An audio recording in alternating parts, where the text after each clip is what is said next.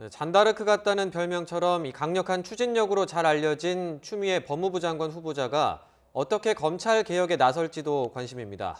조국 전 장관 일가에 이어 청와대를 겨냥한 고강도 수사에 나선 검찰에 대해 대대적인 인사권을 행사할 거란 전망도 나옵니다. 강희경 기자입니다. 현재 윤석열 총장이 이끄는 검찰은 조국 전 법무부 장관 관련 비리 수사에 이어 청와대 하명 수사 의혹, 유재수 감찰무마 의혹 등 대대적인 수사를 벌이고 있습니다. 사실상 청와대를 직접 겨냥한 수사들입니다. 이에 청와대와 여당은 검찰이 선택적으로 무리한 수사를 벌이고 있다고 비판하는 등 긴장감이 최고조에 이른 상태입니다.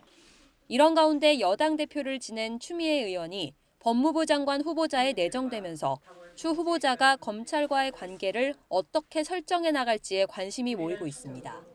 무엇보다 장관의 인사권 행사가 검찰 수사에 적지 않은 영향을 줄 것으로 보입니다. 장관으로 취임하더라도 수사에 직접 개입할 수 없는 만큼 수사팀과 지휘라인 교체로 검찰을 통제할 가능성이 있습니다.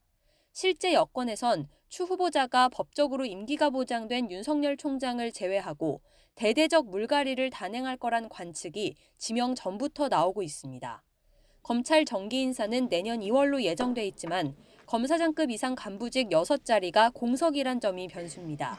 이 빈자리를 채우며 아예 정기 인사를 앞당긴다면 법무부와 검찰의 갈등은 더욱 증폭될 것으로 보입니다. 법무부가 직접 감찰 범위를 확대한 가운데 검찰에 대한 법무부의 감찰권 발동 여부도 관심입니다. 여권에선 검찰의 피의 사실 공표 등을 연일 지적하고 있고 검찰 수사관 사망과 관련해선 법무부의 특별감찰을 촉구하기도 했습니다. 추 후보자는 당대표 시절부터 강조해온 검찰 개혁 작업에도 강한 의지를 보이고 있습니다. 검찰의 권한을 축소하고 분산하는 것입니다. 무소불위 검찰을 견제하고 감시할 수 있도록 하는 것입니다.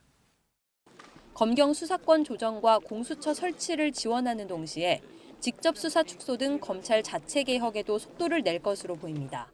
YTN 강희경입니다.